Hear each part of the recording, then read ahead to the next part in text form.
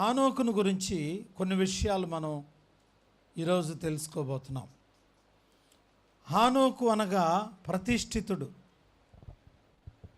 రాసుకోండి, గుర్తుపెట్టుకోండి. ప్రతిష్ఠ,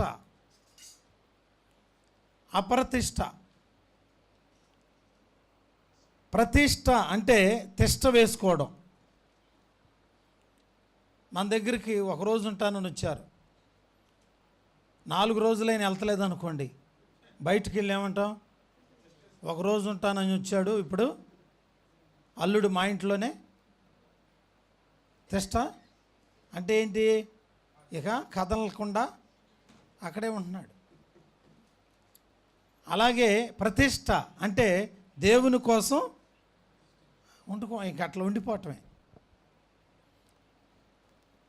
సంసోను ప్రతిష్ఠితుడు.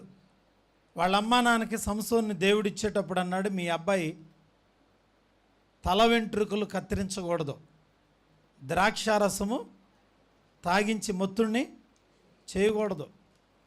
ఈ 2 పనులు ఎప్పుడు చేయొద్దు, ఎందుకంటే అతడు దేవునికి ప్రతిష్ఠితుడు.